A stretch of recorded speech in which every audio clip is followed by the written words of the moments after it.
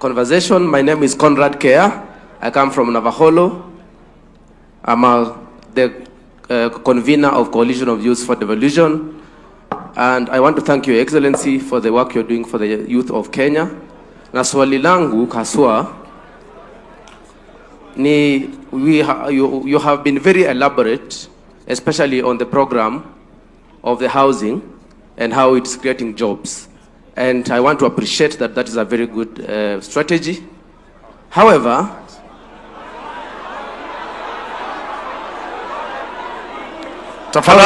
my question is, for professionals who are not in that field, like yourself and myself who did actuarial science, what is the plan of the government to ensure that we do not leave behind professionals that do not, are not in the building sector, but can still benefit from the government programs? And I invite you in October for Youth Devolution Festival. Asante. Asante. Kea from Navakolo. Nafikiri baada ya kusikia swali, tutarudi kwenu. Tutarudi kwenu. Sawa, that lady alikuwa anasema maneno ya agenda. Yes. Thank you so much, His Excellency. My name is Silva Julie Malaho from Bungoma County. I'm here to ask a question. As a government, you're not able to reach out to all places. So we have CBOs, CSOs, NGOs. I haven't heard you addressing anything or any funding model. For example, we reach out to young ladies, we give them reusable sanitary towels. And something that the government maybe cannot able to reach out to all those people. And you know, the future is her.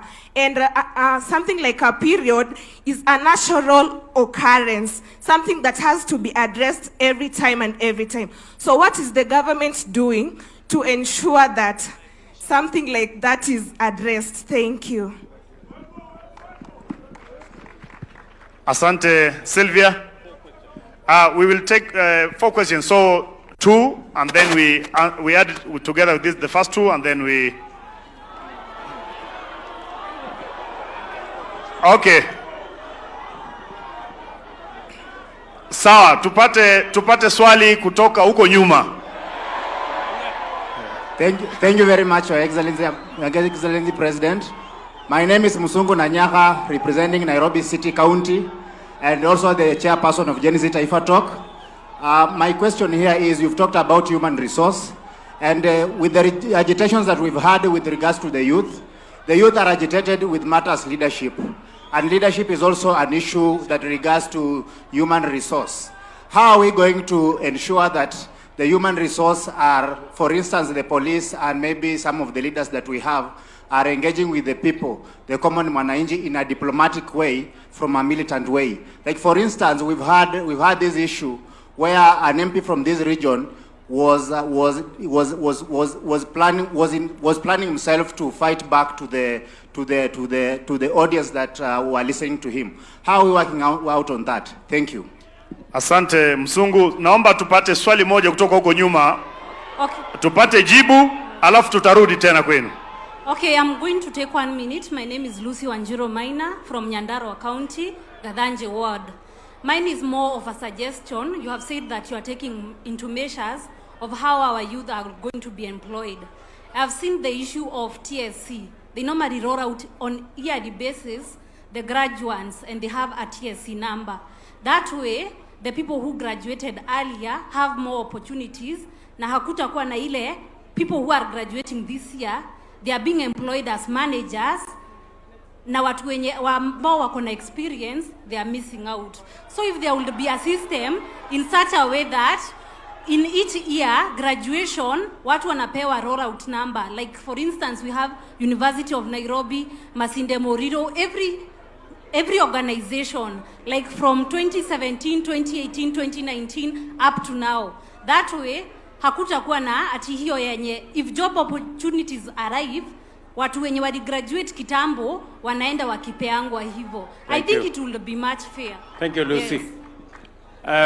Let me take these questions, and then the microphone should be taken behind there. for those people sitting behind there to ask their questions. So as you take the microphone behind there, let me just respond in a way to the issues already raised.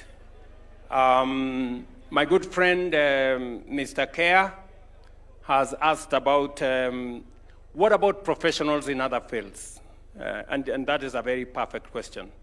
And I want to tell you, my good friend Kerr, that as we expand the opportunities that we have as a country, you know, there are sectors that are labor intensive.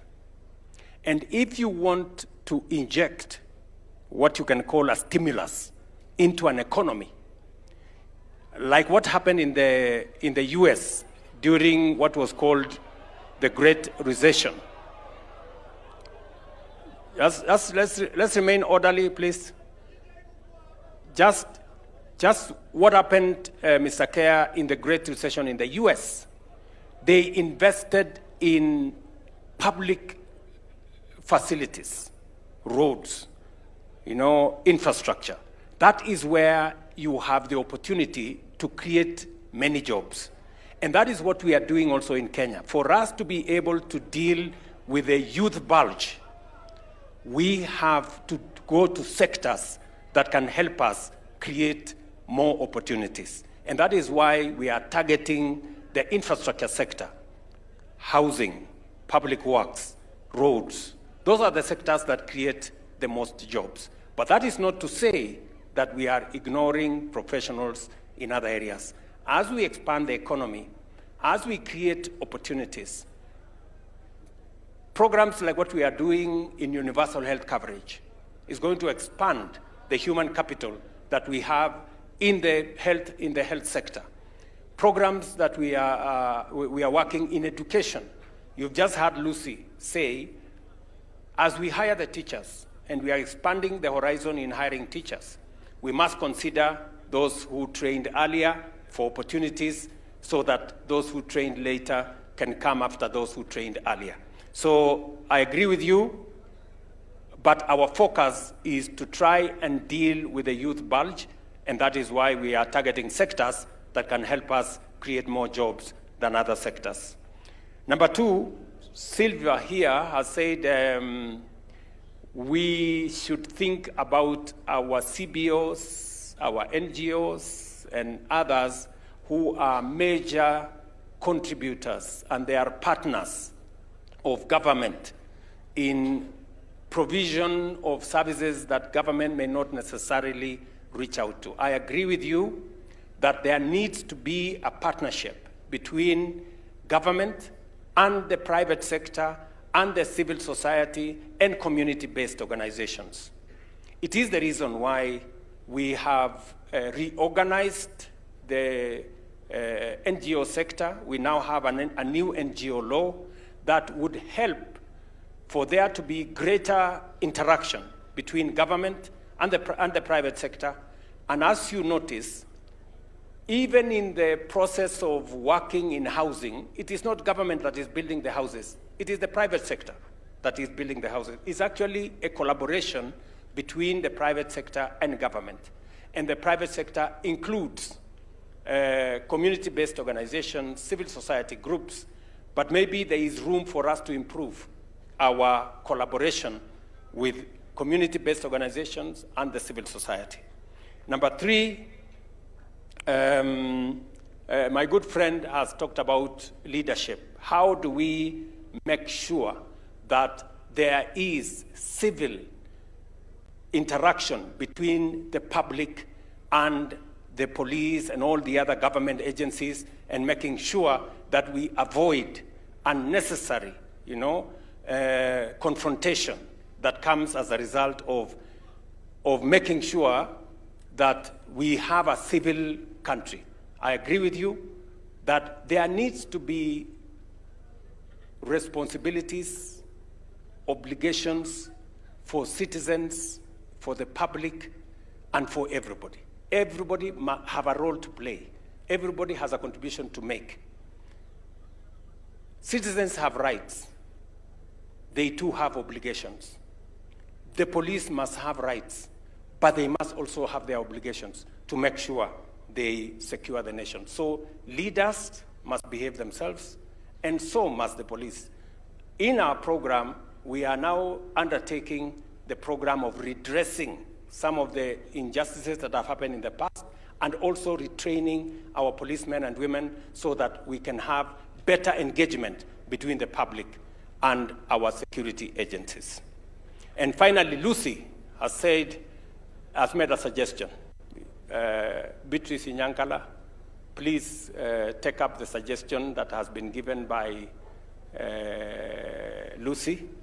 She has said that she has some recommendation, and I agree with her, that we need to better organize the absorption of teachers so that those who train earlier do not get stranded, while those who train later are absorbed. We should have a program where we have order in that space.